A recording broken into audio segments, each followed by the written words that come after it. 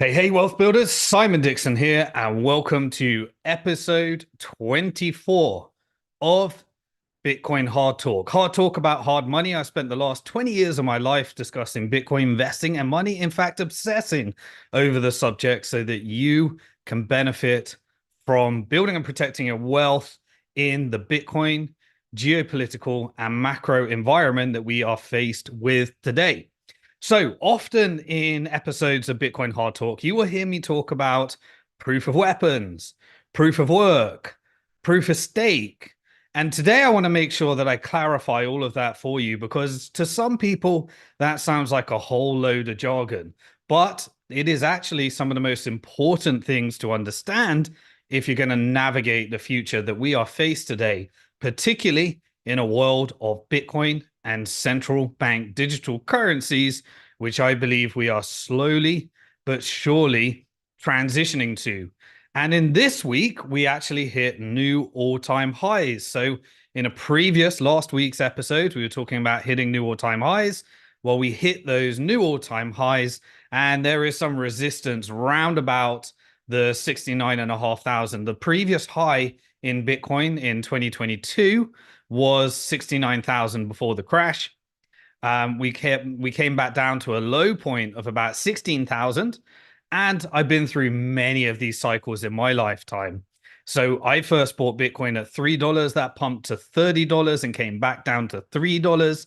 I then had my Bitcoin that went up to $1,250,000 and came back down to $250. I also had Bitcoin that went up to $20,000 and pumped down to $3,000. And in the last cycle, $69,000 that then pumped down to $17,000 and $16,000 after the COVID cycle. And now we are back up to all-time highs. In previous episodes, I've discussed those cycles, and I love corrections. I love crashes because I value my wealth in Bitcoin, which means that more of my Fiat Currency Proof-of-Weapons Network currency allows me to buy more Bitcoin proof of work currency. And if you don't know what I'm talking about, you're going to understand it by the end of the episode. And I really recommend going back to one of my previous episodes called Managing Bitcoin and Money to understand how to navigate this transition. So, in all episodes of Bitcoin Hard Talk, we begin with the latest news in Bitcoin this week in Bitcoin macro and geopolitics. So we're going to get started right on the Bitcoin macro and geopolitics. And then in the second half, we're going to focus on the educational content around understanding the importance of how proof of weapons network works, proof of work network works, and proof of stake and how they all fit together. So what I'd love for you to do for me just before I jump in right now is help me with the algorithms. Hit that like button. I'm going to take a quick coffee. You can join me with a coffee or a water if you've got one, but hit that like button for me so that YouTube starts ranking us. Some of the words that we say are too close to the truth. So YouTube tends to shadow ban us. So we're relying upon you to hit that like button, comment below, and make sure you tell YouTube we like this content. So subscribe, hit that subscribe button, hit the bell symbol, hit all, and at least YouTube will notify you with an email because they sure as hell aren't ranking us anymore after the topics that we like to discuss. Okay, so do that for me right now, and then we'll jump in with this week in Bitcoin macro geopolitics. Okay, so now you've hit the like button. Let's go into some of the news this week. Well, one of the portfolio companies that I invested in was Shapeshift a long time ago. So Shapeshift was created by Eric Voorhees. He was at the very first Bitcoin conference in the world, an early advocate for Bitcoin. And he created a company called Shapeshift, which would allow you to exchange one Bitcoin for your Ethereum, basically, initially, and other types of cryptocurrencies. But it got fined by the SEC because it took the opinion that it's all done chain to chain. Later, that led to the invention of the decentralized exchange, otherwise known as a DEX. But Shapeshift was the first company. Now, when they started getting investigated, they sought to decentralize their company further, but the SEC fined them for making a market in what they call unregistered securities. So this week, they settled with the SEC a 275,000 fine for listing what they basically called an unregistered securities broker. So good to see that one over. Anyway, they've made it more decentralized as a result. And it is one of the portfolio companies that we raised finance for at Bank to the Future back in the day, and they move forward. Now, if you are a BlockFi creditor, there is some good news today. You have had some seriously bad news. But for those of you that are BlockFi creditors, it looks like there is going to be a settlement between the BlockFi scam and the FTX fraud. The FTX fraud is set to settle about $875 million, which makes up a big chunk of the whole. So there should be a second distribution for those of you that are creditors. But obviously, BlockFi were a disaster at how they managed to process. Firstly, once the lawyers took over, they sold all the Bitcoin at the bottom of the market, and then they dollarized everything. And then they put it all in Silicon Valley Bank just before it blew up and almost lost it in the Proof-of-Weapons Network due to fractional reserve banking Ponzi scheme when everyone started withdrawing this time last year. But it looks like that all got bailed out, as it were. So luckily for those depositors, that initial amount of money's there. But they had a big dispute with the FTX scam, and 875 million looks like it's going to be the settlement, which should lead to a larger distribution in the future. Now, the faster they can get that to you and creditors, the faster people can buy back their Bitcoin or try and get back to the proof of work network. But obviously, the lawyers want to rinse as much as they can, and they take as long as they can. But hopefully, that saga will all be done soon. At the same time, Binance, the exchange, they've lost about 75% of their revenue from Binance US. Now, remember, that's different. Binance International and Binance US. Binance US has lost about 2/3. They had to drop 2/3 of their staff and lost 2/3 of their revenue. And so remember, that also led to them pulling their banking in Operation Choke Point 2.0. You can see other emergency broadcasts and BitcoinHardTalk episodes where I discuss this as well. And the SEC said you're offering unregistered securities. And they also looked at whether they were segregating funds held for clients between Binance and Binance US. And it looks like those were kind of commingled because they topped up the balances at Binance US using international. So, this is kind of one of the very important factors. I'm the CEO of Bank to the Future, and we're the longest standing company in Bitcoin and the world's first registered crypto securities business. We can't get away with stuff like that because as a registered business, you need to go through audit requirements and stuff like that. But many of these exchanges were operating outside of that environment. And we're kind of dealing with these factors as our industry gets bigger and bigger and bigger, and people learn the lesson of self-custody. So if you are learning how to self-custody your Bitcoin, it's a journey. At Bank to the Future, we do like an annual program with our investors, and we walk them through how to do this so that you can learn and also diversify and do other different types of things as well. If you are a fan of self-custody, do me a favor, hit that like button while I drink my coffee as we go. Okay, there was a further crackdown on the Nigerian Bitcoin and community as well. Bitcoin has had a lot of adoption in Nigeria. They tried to push a digital naira in their central bank digital currency. There was a resistance movement from the community against it, but now they have had a crackdown on peer-to-peer crypto trading, and they decided to shake down Binance. They're looking for, get this one, obviously the US regulators took $4.3 billion fine from Binance. Now, one of the Nigerian was, let me see what it's called. I think it's called the Nigerian House of Representative Commission on Financial Crimes. They called in the CEO of Binance right now, of Binance International, and they're looking to shake them down for a $10 billion fine. And in 2022, we had the fake central banker, Do Kwon. Now, remember, none of this affects Bitcoin. If it does affect Bitcoin, it allows you to buy it cheaper due to some of the selling pressure, which is one of the reasons why people are now grateful, because they managed to average in, if you've listened to any of my content, because they value their wealth in Bitcoin rather than fiat. But right at the start of the 2022 bear cycle, it came when Do Kwon with the Terra Luna project was playing fake central banker, pretended it was decentralized, and blew up about $45 billion of value. Well, he is now being extradited to South Korea, and the US are disputing that because they want to take down Do Kwon as well. So South Korea has won, and US is trying to repeat that.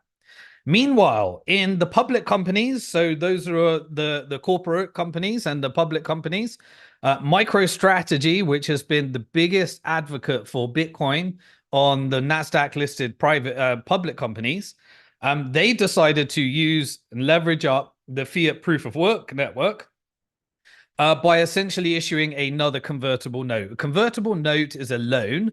So they borrowed approximately $700 million, so shy of $1 billion. And then investors get to convert it to equity. And so it was a convertible debt offering. They raised 700 million in order to buy Bitcoin. And the way that it's going to work is that the convertible note converts to shares at approximately a 42% premium. So that's a leveraged way of selling debt, which can convert at a 42% premium, so that they can buy Bitcoin in the belief that Bitcoin's going to outperform that 42% share price increase as a result of using Bitcoin as treasury management within the company. So it's almost like a proxy where a company can earn revenue through its traditional services and then use the public markets and debt markets in order to leverage up, buy Bitcoin, put it on their balance sheet. And now there are new accounting rules where companies, much like in the international community, can mark up their Bitcoin on their company balance sheet and reflect that as basically what's called an unrealized gain, which means you never sold the Bitcoin, but you can mark up the value in the company, and that reflects in their share price.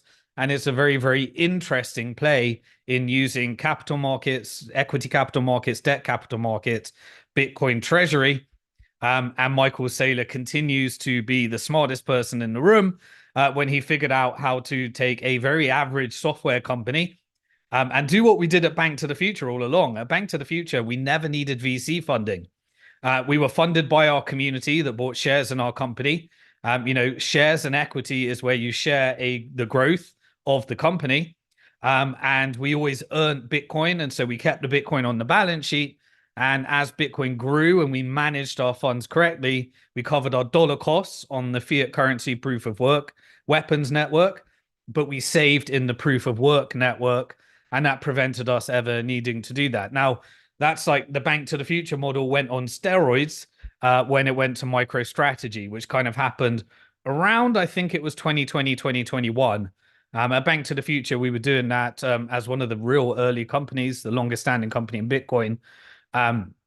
It is just a great example of both a private company and a public company leveraging Bitcoin treasury management in order to show how you can avoid, in our case, we avoided the debt markets. In Michael Saylor's case, they leveraged the debt markets and stock markets. Now they have, because they use leverage, obviously, 193,000 Bitcoin. Personally, I don't like playing with leverage. So we do it all with hard money, with no leverage, and equity as well. At the same time, there was a very old wallet address from 2010 that was mining a bunch of Bitcoin, and they decided to send some of that Bitcoin to Coinbase, $69 million worth of Bitcoin. And it looks like they took some profits because that created a bit of a correction. And it almost crashed Coinbase. So Coinbase went down 3 times this week. We were early investors at Bank to the Future in Coinbase when it was a private company. It's now a mammoth bank public company. It was, I think it floated at approximately $100 billion of value. We invested when it was really early stage. as private equity at Bank to the Future. But that led to this $69 million of Bitcoin coming in. The massive amount of volume as a result of Bitcoin hitting new all-time highs led to about an 8% correction, which, if you weren't watching my show and you weren't used to these corrections, it scared a lot of people into selling. You got wiped out, and the people that understand the markets ended up accumulating your Bitcoin. So hopefully you weren't one of those people that were trading on leverage, got liquidated as a result of these long positions, extreme volatility, and all the stuff that just leads to people losing their Bitcoin, which is the name of the game, is to end up with more Bitcoin every month. It doesn't matter what the dollar value is, just more Bitcoin every month, because it is the world's first digital hard sound money. Okay, so yeah, we started to see that with Coinbase, and also there when it went down, it was really bad. I'm sorry for anyone who got on the wrong side of Coinbase. And Coinbase, embarrassingly again, they're making a complete pig's dinner of the Celsius creditors that are receiving their distribution. A lot of people, there were 650,000 victims of the Celsius scam. All the international creditors are receiving their distributions through Coinbase, and they have been through compliance hell, crashes. I managed, because I had a 2012 Coinbase account. Fortunately, I managed to get significant value. It's very public information that I had, tens of millions on Celsius as a result of that. Fortunately, because if you have been watching all of my series, we only do that with a very small percentage of our wealth. And so that was all public information. I don't normally talk about this stuff, but everybody knows it. I ended up being able to withdraw my funds, but the two corporate accounts that we have, really, really hard. So I'll continue to update on that. But when people logged into their Coinbase account, it showed as a $0 balance. So if you're messing around with trading, you got wrecked. And hopefully that all worked out for you. But it is becoming a bit embarrassing. Hopefully they'll be able to figure that out and become a better company. But people are losing patience with Coinbase at the moment. Yeah, that's all the Coinbase news as well. Now, one more on the FTX side. Again, I'll go through all the scammy stuff that's happening in Bitcoin, only to really encourage you to learn the lessons.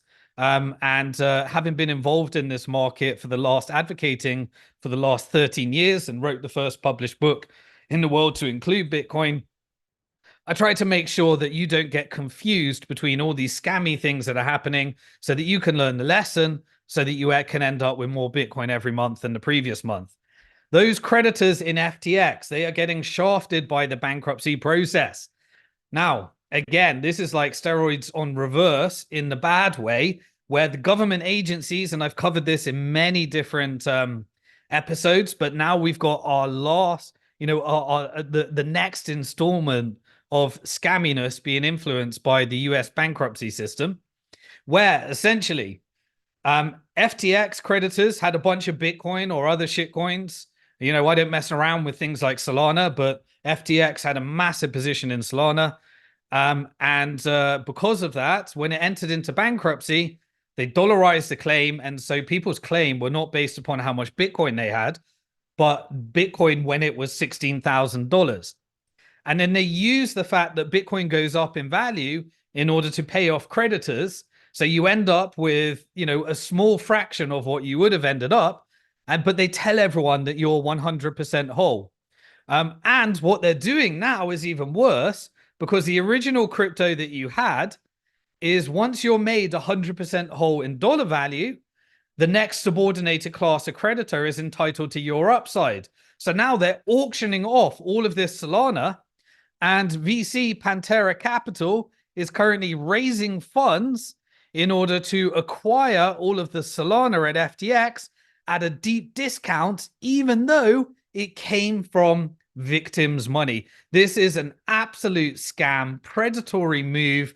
And if Pantera doesn't do it, someone else will do it, because it's all 100% legal in the US bankruptcy system. Now, why are they doing that?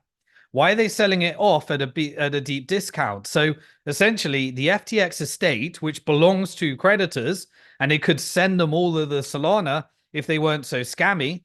In the Celsius case, I fought hard to ensure that this doesn't happen, but unfortunately, it didn't work that way in the FTX case.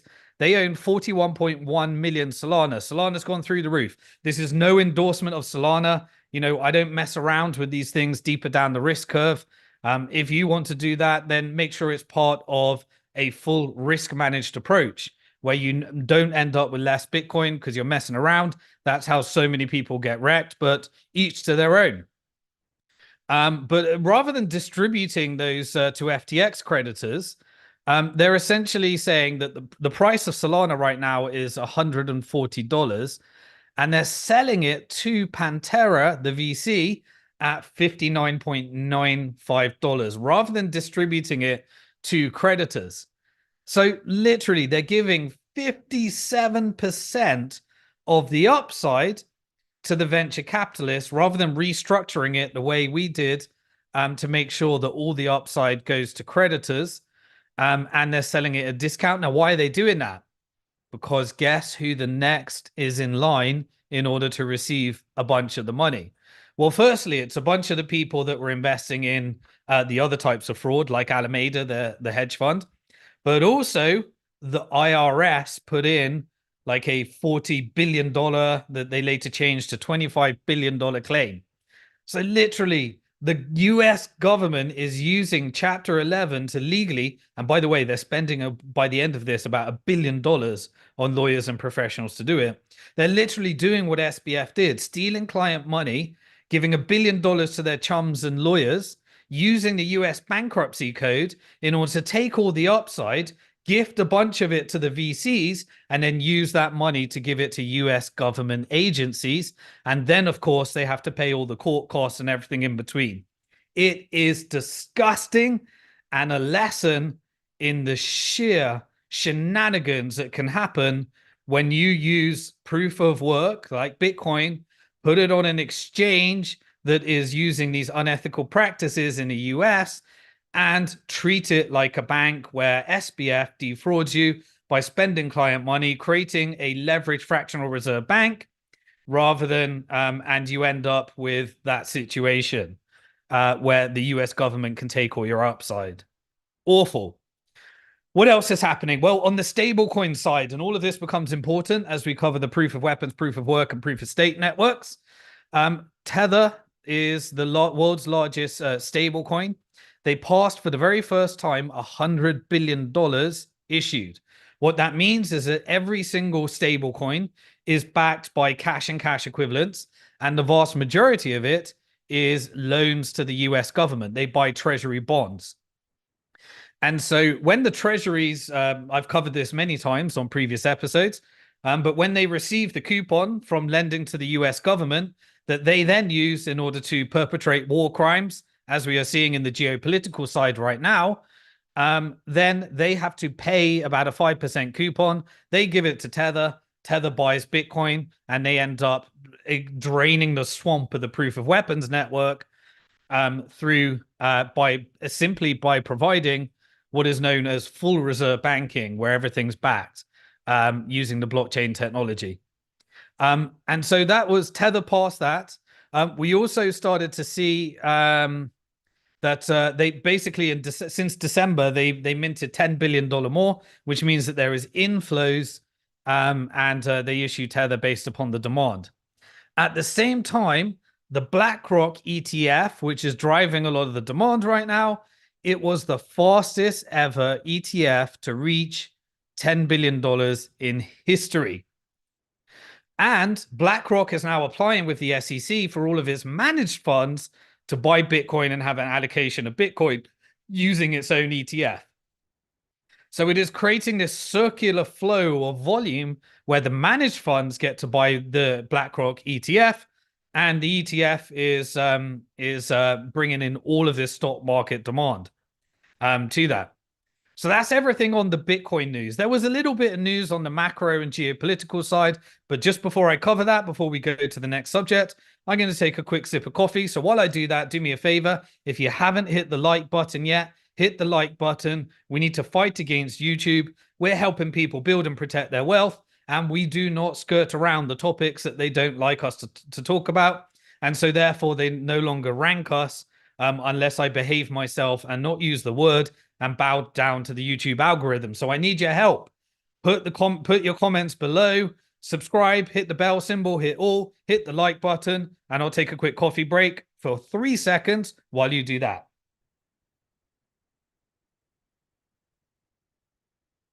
Okay.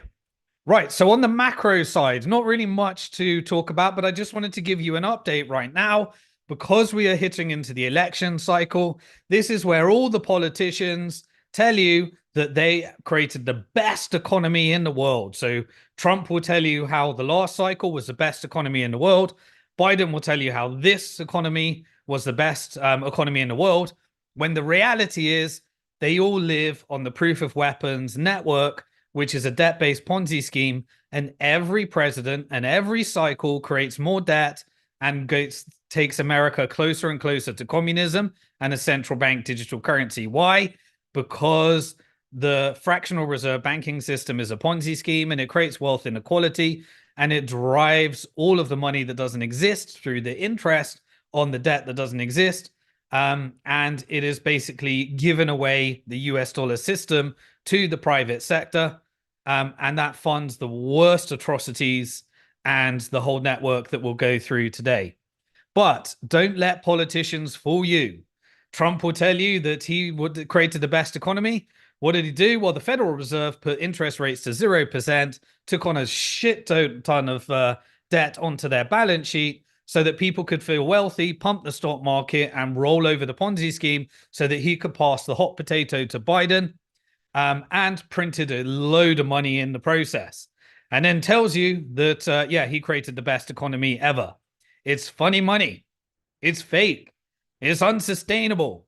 It's debt-based, and it is the world's largest regulated Ponzi scheme. And it will end not very well. It always ends a bad way, as does every single empire. But right now, approximately 1/3 of the entire gross national product of America is government spending. Sounds a lot like communism to me.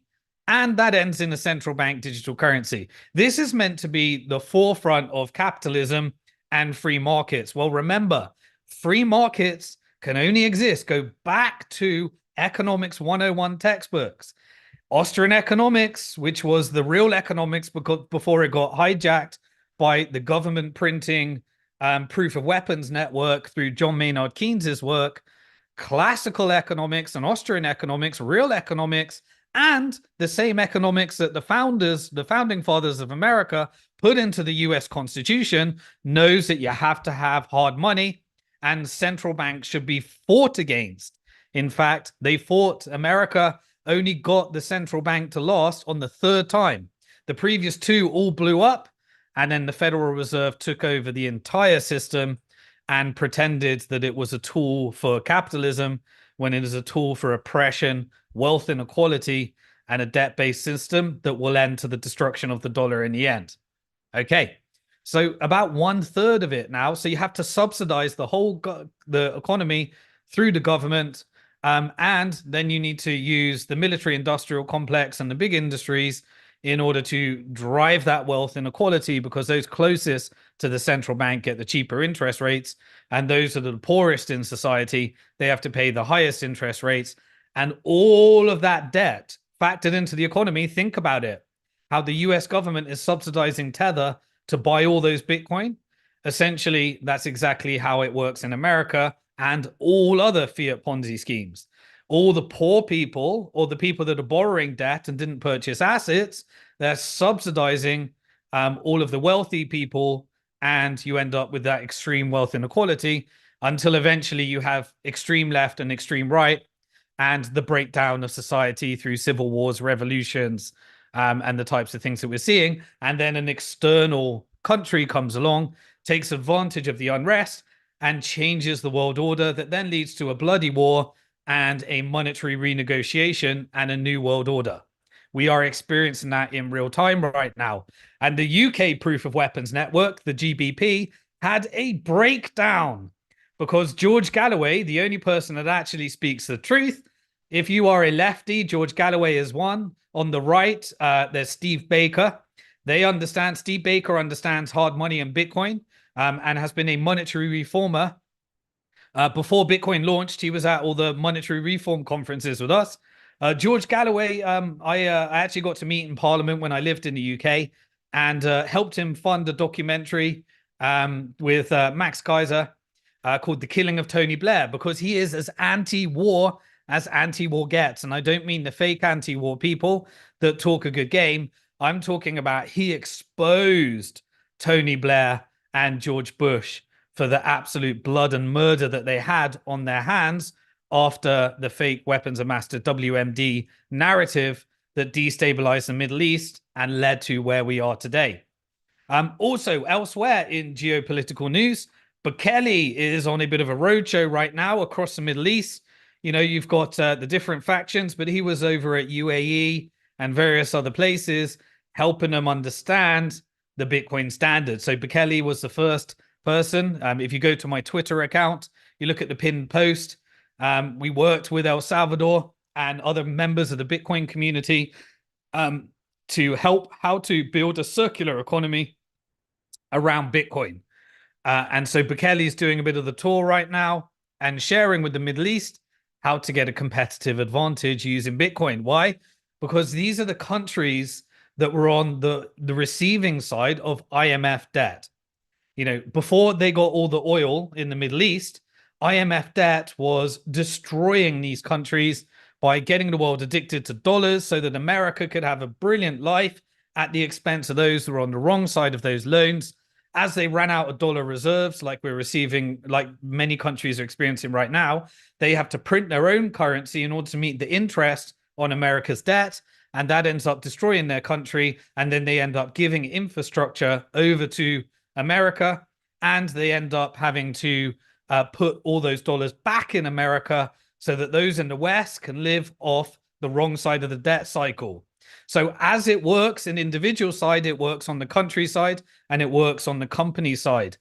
The key to the proof-of-weapons network and the end result is always wealth inequality and a Ponzi scheme that always blows up.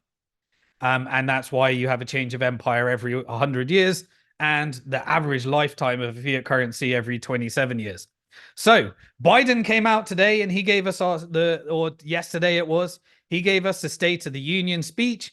And it is really the same thing. Whoever you vote in these countries, it will be much of the same thing. Now, obviously, there are some unique issues to countries like borders and various other things which people are very concerned about.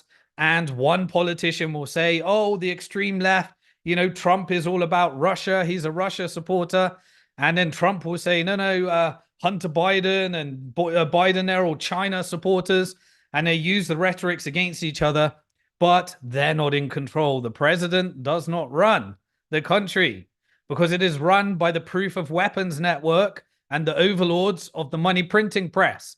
And they have to bow down to the printing press and those that actually control Congress, which is whoever is writing the check that is closest to the printing press, which brings us to many of the large geopolitical issues that we are experiencing right now with the Middle Eastern tensions as a result of Israel being closest to the printing press, telling America what to do, funding all of the lobby groups across Congress people.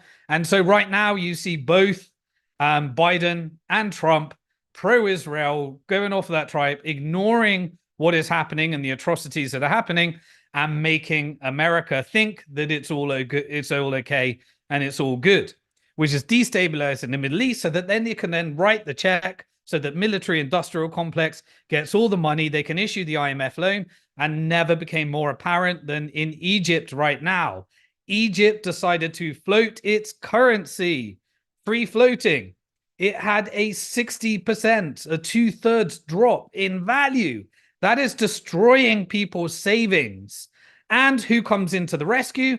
The International Monetary Fund. And remember, the very first video that I covered on Follow the Money when I was discovering the Israeli and Palestine side, I talked about how to follow the money and there is this IMF debt in Egypt that is a part of the geopolitical play. Well, guess what? Destroy the Egyptian currency, issue the IMF loan, and then Egypt is caught in the middle of implementing Israel's policy. So they're pushing on the border and allowing Israel to do what it's done. And we're having the greatest humanitarian crisis recorded in real time that the world has ever seen in terms of actually being able to experience it. Before, we didn't experience it. So now we get to experience it together. Don't ignore it, because it's our benefit that is creating this at the moment. And so obviously there's going to be a whole pro-China, anti-China, pro-Russia, anti-Russia. And what is that used for? Well, it is used in order to ban different services, take away your freedom, and move further and further away from the Constitution. Because now they're talking about the infamous TikTok ban. TikTok ban, which does not conform to freedom of speech. So they want to control freedom of speech and make sure that it doesn't actually exist. And they also want to chuck Julian Assange in prison and make sure that he disappears for the fact that he created a necessary check and control on the government. So both are going to be the same. Both are going to be pro-Israeli and allow these crimes against humanity that were in the international, the ICJ, that was saying it's a complete illegal occupation. They're all going to create fake economies, increase the national debt until Rome no longer is built in a day and it no longer takes a day to fall, which is the de-dollarization trend that I've covered many times in previous videos. But both of them will be the exact same result. Change your leadership. It will change a few things that you might care about. But just as UK, just as US, they are two of the same that always do the same thing. They fund the wealth inequality through the debt-based proof-of-weapons Ponzi scheme, and they increase the national debt. And that won't change. So that brings us to the second half of Bitcoin Hard Talk episode 24, where I want you to understand what I mean and what the difference is so that you can build and protect your wealth and manage your affairs in the proof of weapons, proof of work, and proof of stake network. So just before I start on that, if you are enjoying this content, hit the like button for me. I need your help because YouTube ain't giving us any help. They don't like the things we say. They allow me to continue here. But also remember, I'm backing everything up. Our team is backing everything up on the Bitcoin Hard Talk membership portal. If you do not have a login to the Bitcoin Hard Talk membership portal, we give you everything that you need. The video series, The Great Depression of the 2020s, completely free. Give you free digital copy of my book, the first published book in the world to include Bitcoin. We back up every single episode of Bitcoin Hard Talk. And after every episode, we do a webinar AMA. We've just done 5 of those. And so if you have a login at the very end of this, you'll get an email that will invite you to come into a little an environment, a webinar, maximum of 200 people. And you can ask me any questions on any of these concepts. We put all the previous recordings in the Bitcoin Hard Talk membership portal. So get your recording, get your login there, and then we email you all the details just in case YouTube decides to take us down and stop emailing. And maybe in the future, we'll just end up doing the content in there. But for now, while YouTube lets us, I'd like your help to share this content, make it public, and make sure everybody is protecting themselves. Okay. So in order to understand proof of work, proof of weapons, and proof of stake, let me have a quick sip of coffee.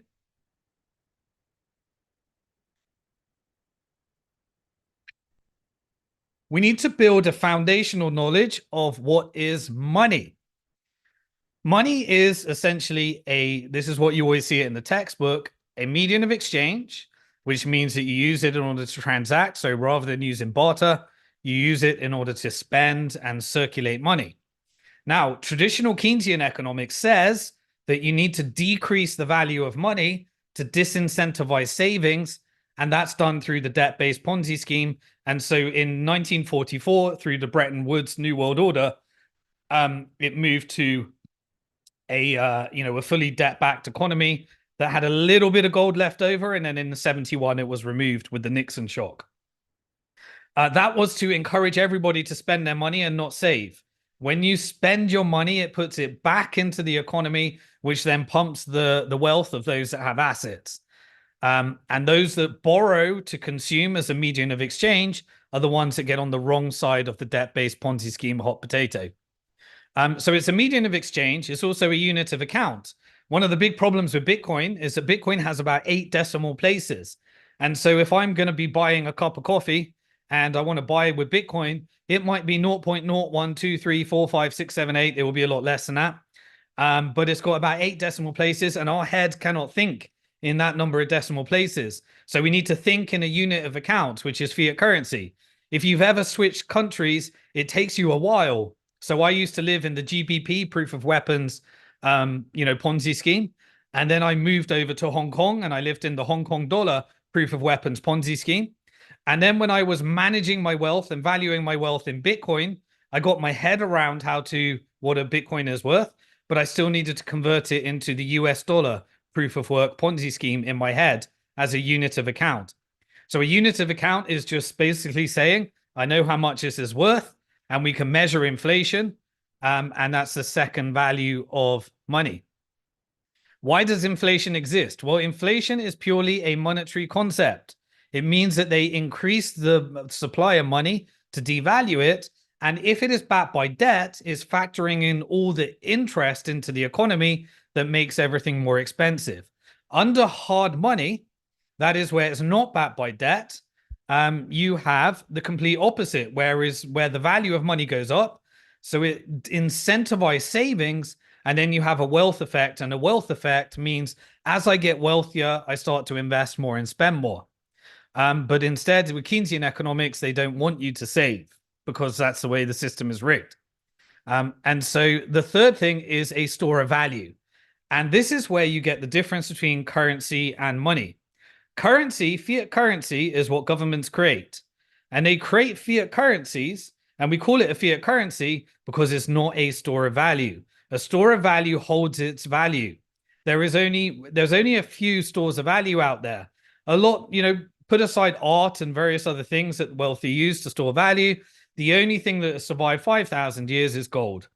And then Bitcoin created digital gold that really codified the properties of gold and helped and tackled the lack of auditability issue and the fact that it's a completely fixed supply that you can predict into the future, and made it where you could send it and transport it a lot easier.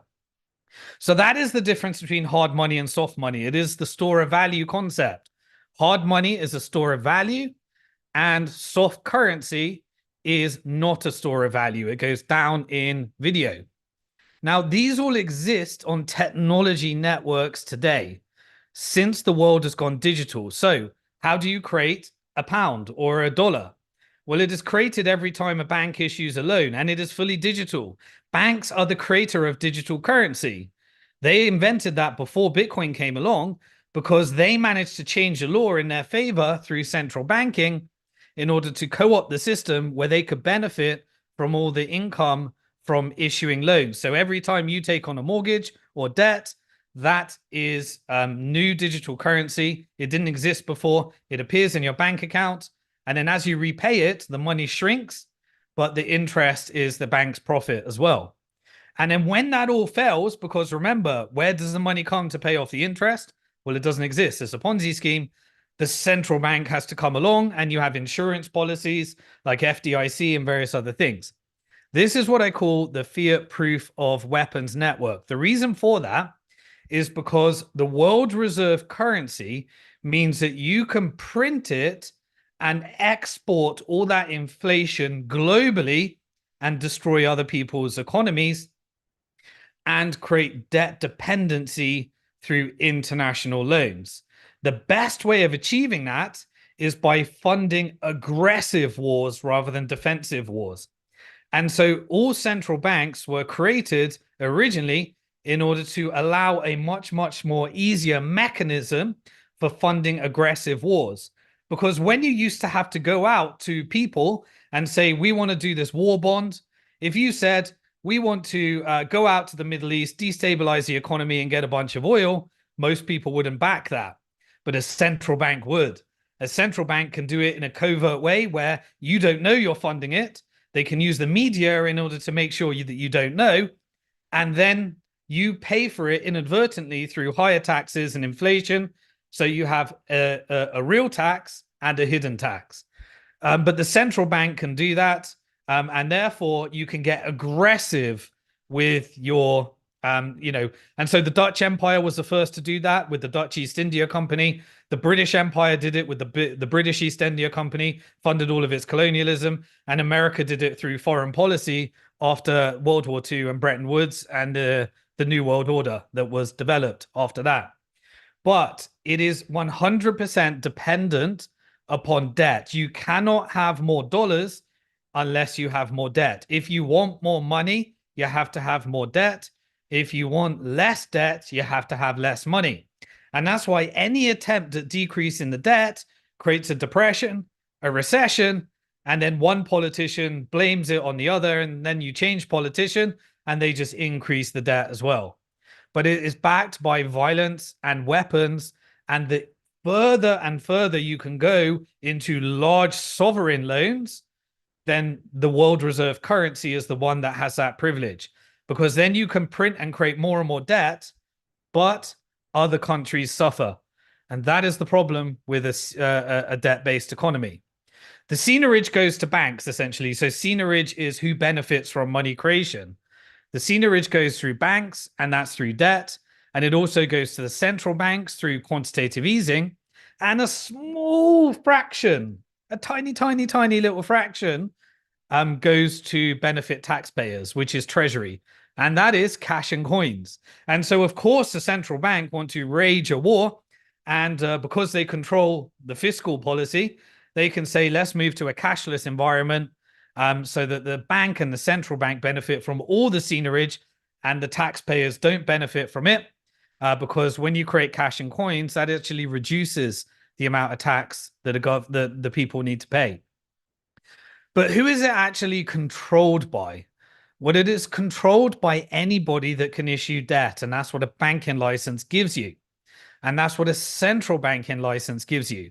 So the Proof-of-Weapons Network is essentially funded by the same institutions that can create these large loans. And the larger the loan, the more you can, spread and create money, which creates the illusion of growth in your country.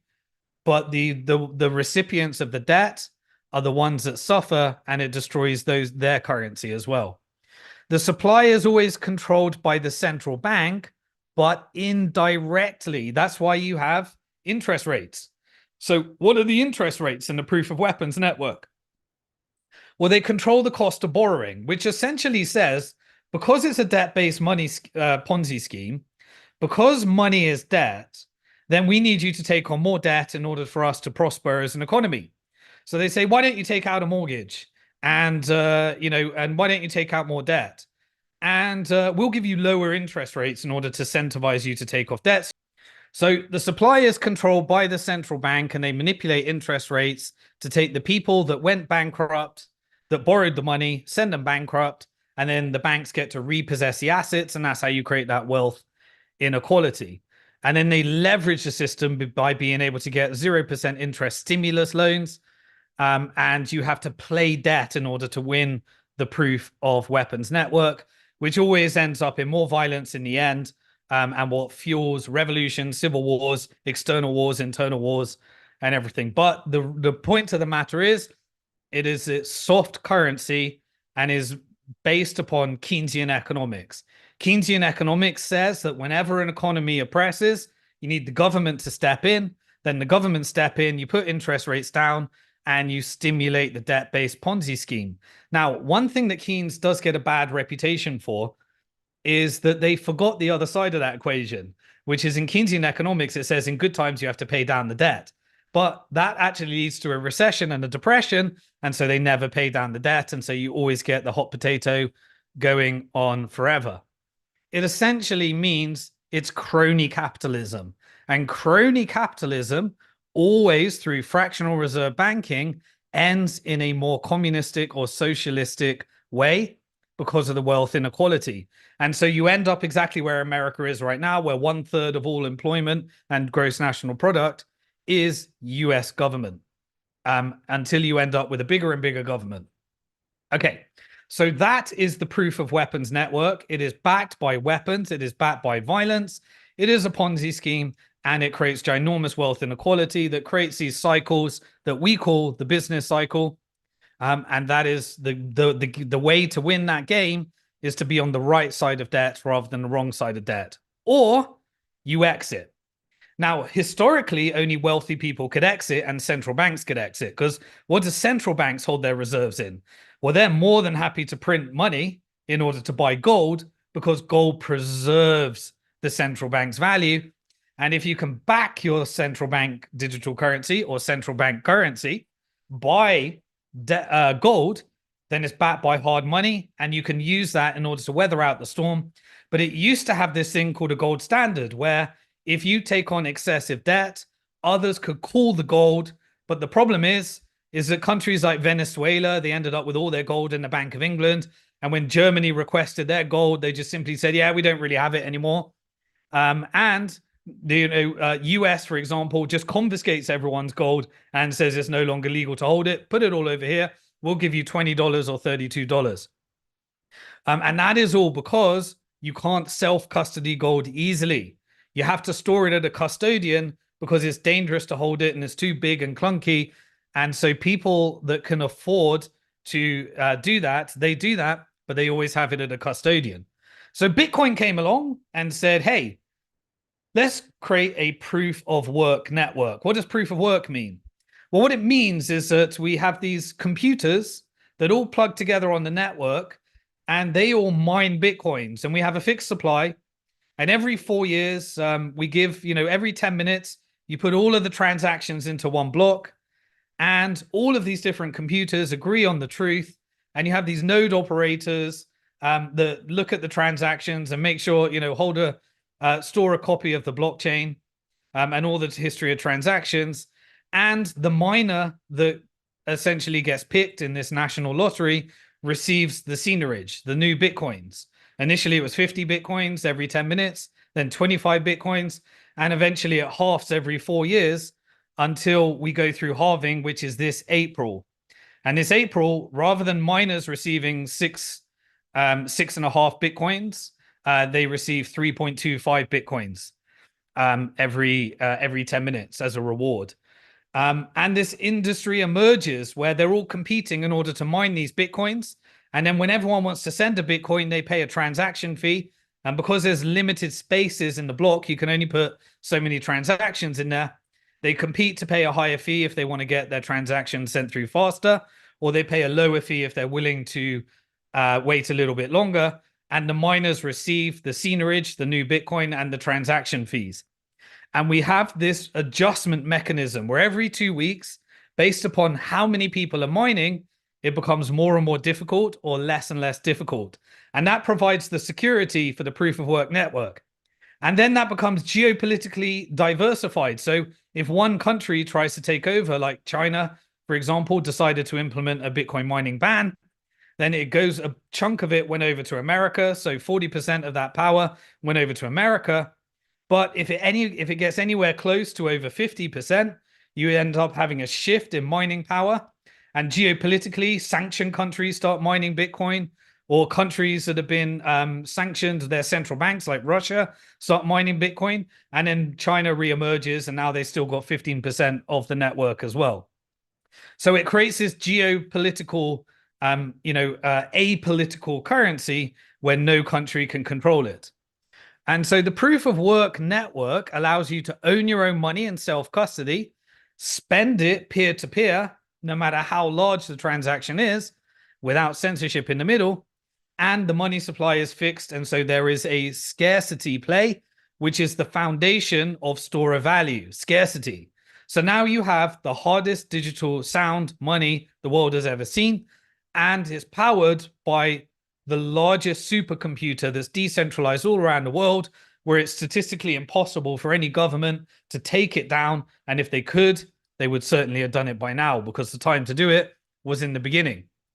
But it is essentially dependent upon a flow of people converting their proof of work, their proof of weapons, fiat currency, into proof of work.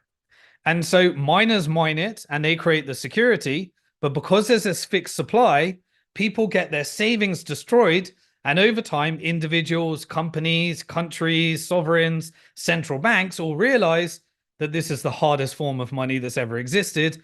And so they take some of their fiat currency earning and they convert it into Bitcoin proof of work. And it tends not to go backwards. And when people are saving in Bitcoin, they realize, why would I ever buy fiat proof of currency? Sorry, fiat currency proof of weapons network with my Bitcoin proof of work network? Well, you wouldn't. And the craziest thing, once you've generated a wealth effect because of the economics to fight inflation, you realize that you become more, you scrutinize investments further and you save and build a wealth effect. And then you're able to spend into the economy. It's Austrian economics. And it is backed by electricity. Don't let anyone say there's no intrinsic value.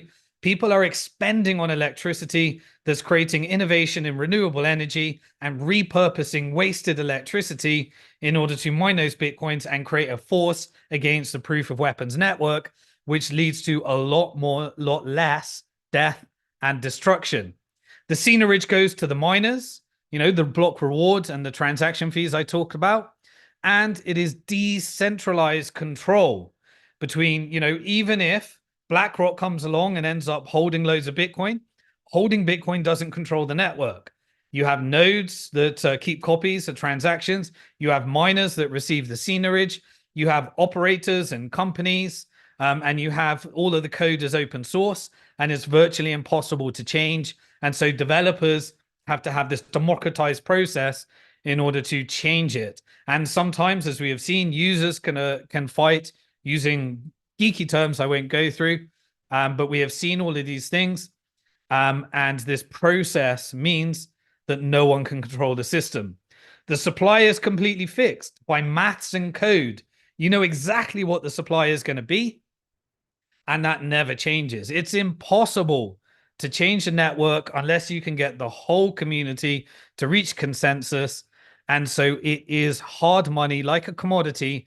And that's why regulators all around the world have classified it as that, because there's no door they can knock on. There's no promoter. There's no security. There's no anything that you can look to, just like there's none of that for gold. It is Austrian economics and a wealth effect. And it is 100% market driven, decentralized, and it is not controlled by anybody. It is a movement towards that wealth effect, and it is essentially a redistribution of the confiscation of wealth from the fiat proof of work network, the fractional reserve fiat currency system, over to those that save in Bitcoin and escape the debt slavery cycle that happens. And so there is only one Bitcoin, and people always try to say, well, can't you create another one? They tried. It never works. You cannot recreate because it came from an immaculate conception and nobody's been able to replicate some of the properties. So you've now got proof of weapons, which is our fiat currency. You got proof of work, which is Bitcoin, hard money, soft currency, hard money. What's this third type, proof of stake? Well, this is what Ethereum's trying to do. And Ethereum essentially used to be proof of work, converted to proof of stake, but it is dependent upon essentially a financial transaction, so adoption. So what types of things is Ethereum? It's meant to be a supercomputer. It's like renting your part of this supercomputer that's meant to be decentralized. It wasn't created in the same way as Bitcoin. It had a pre-mine, which means the founders printed a bunch of it in the beginning. It also forked off, and the current Ethereum is different to the original Ethereum because a bunch of people reversed the chain when they lost money by investing in the DAO scheme. But it has now hit a stage where it is getting ETF level adoption. And Larry Fink from BlackRock will soon be saying, you probably want some income through the proof of stake network. What does it do? Well, essentially, when people spend in order to make transactions on the proof of stake network, it burns some of those funds and it issues new seigniorage. And at the moment, the inflation is negative. So the supply is contracting. Now, that is based upon adoption. It's way more complicated. And I don't want to go through it because it's far too geeky and boring, but it is way more complicated than the way that proof of work networks. But here's what you need to know. The more adoption it has, then the more ETH is burnt, and those that own ETH get a form of yield. But this yield is not like the proof of weapons network. It is actually your cut of the benefit from burning and the transactions and the adoption that actually happens. So it creates non-debt-based yield. Now, don't get me wrong, it's completely different to Bitcoin and proof of work. But that is a form of yield that doesn't rely upon the debt-based Ponzi scheme. So what is the debt-based proof of work, proof of weapons network doing? Well, they're building on top of Ethereum. Now, remember, there is a wave of innovation that's taking all of this innovation that's being built on Ethereum and building it on top of Bitcoin now as well. But most of it happens on Ethereum at this stage.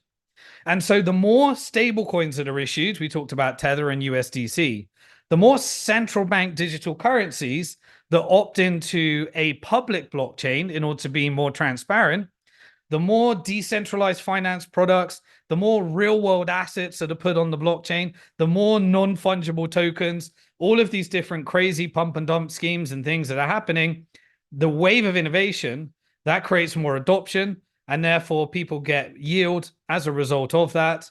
And this creates almost like, think of Bitcoin as hard money.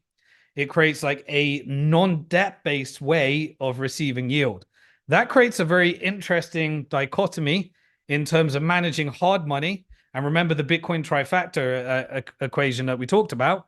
And this also might end up moving over to the Bitcoin network as the code has allowed for such use cases and make it easier and easier, and different technologies being built on top of Bitcoin.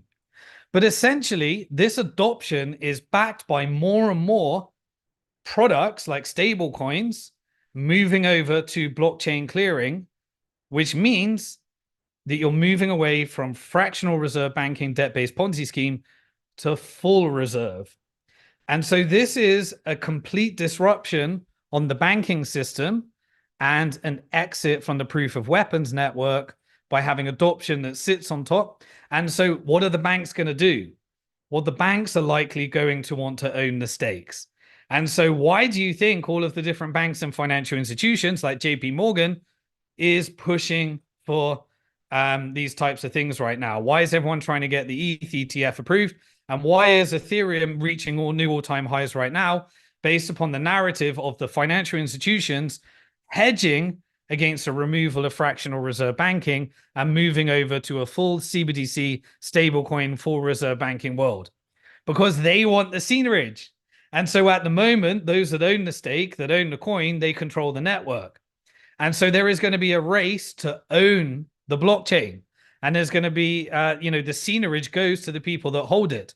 That's why proof of stake is a lot more problematic than proof of work, because simply by owning it, you get the stake by locking it up and staking it. So one of the things that I've been doing is using that in order to generate more Bitcoin.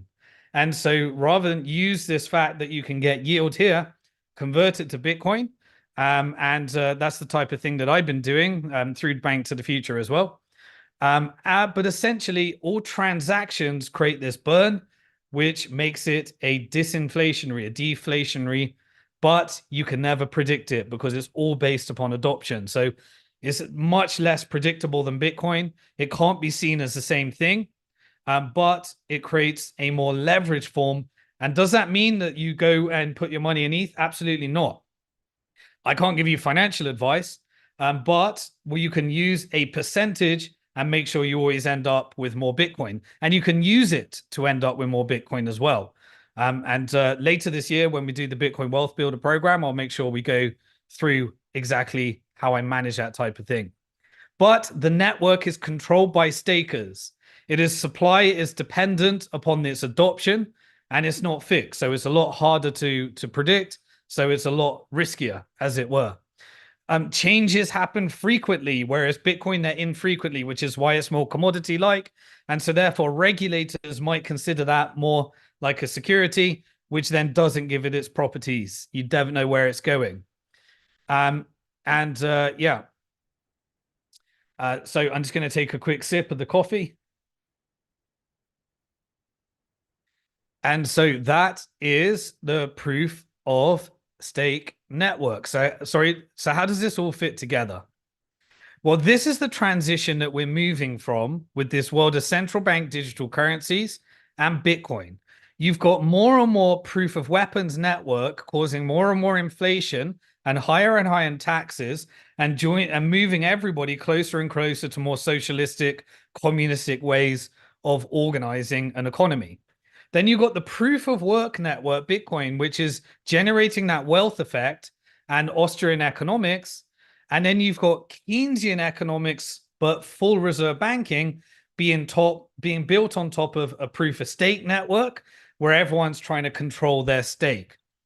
And that is why many of the largest financial institutions want to launch their stable coins. Many of the central bank want to launch their central bank digital currencies.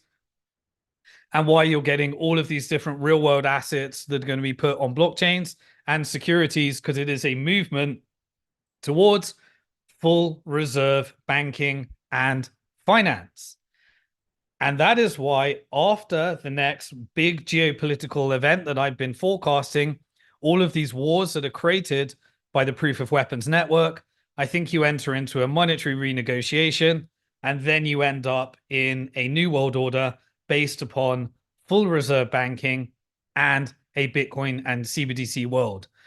All fiat currency could actually end up built on top of Bitcoin as a settlement layer, or it could be on ETH if enough financial institutions control it and use crony capitalism in order to do that. Or it could end up on an alternative private blockchain, and central banks in all different countries will do this. But essentially, it is a race to control the networks and control the stakes. And you need to make sure that you are getting ahead of it, because it is all about one of the biggest shifts in financial history as a result of all of these different networks clashing from this invention that came in 2008, Bitcoin, that completely changed the world. So as I said, the likely stakers are the banks and financial institution. Now, think about this, the implications. Well, the implications essentially are that if you can move to full reserve banking, you can reverse the effect of the central banks, even if they have the central bank digital currencies. With full reserve banking, you have market forces at work. And when you have market forces at work, you actually have to have an understanding of what your funds are being used for. And when your funds are being used more to expand the proof of weapons network, where you essentially do attack-based funding, like the military industrial complex, rather than defense-based funding, you could end up in a world where what gets funded reflects the values of society. And that is an exciting concept. And central bank digital currencies can also be backed by Bitcoin, don't forget. The countries that go for the most oppressive central bank digital currencies will be the least likely to be the world reserve currency and disrupted by AI. And so this is the trends that we will see play out in real time over the next 10 to 20 years. And all you have to do is play the cycles right. So always remember, you are alive at one of the most interesting and exciting times in financial history. Many are going to get wrecked and be on the wrong side of these networks. Others are going to do incredibly well. And I want to make sure that you are on the right side of that change. And in proof of work, we do it with peace, we do it with love, we do it with unity, and we drain the swamp of the proof of weapons network, and we end up getting and moving to a much, much better place. And that opportunity is available to any individual, any company, any country, and even any central bank into the future. And we're starting to see that people are deciding where they're going to sit on the side of this. The last one to convert was the gentleman I debated on Twitter Spaces this week, which was Peter Schiff, who is going to be the very last person to realize, but at least he'll have some gold, which is still hard money at the end of the day. But he would have prevented so many people from benefiting from the growth of the proof of work network, which is the digital hard sound money. And make sure you use some of my other principles. If you haven't watched it, Bitcoin Hard Talk, I think it was episode 22, I went through how to manage money and Bitcoin. And if you would like to join me right now and ask me any questions on this, then free members of the Bitcoin Hard Talk membership portal, you will receive an email if you have a login, and you'll be invited to join me from within at a live webinar within the Bitcoin Hard Talk membership portal. If you don't have a login, press that yellow button right there, enter your name, email. When you enter that, you will have a login, and you will shortly receive an email inviting you to the webinar. If we've already sent the email, just log into the portal, go to the section where it shows the webinar, and you'll be able to click the link and join us. And so we're going to move over to the live AMA and do our fifth version of the Bitcoin Hard Talk live AMA. We're building a nice community in there. It caps out at 200. And so I will see you on the other side in the Bitcoin Hard Talk membership portal. Peace.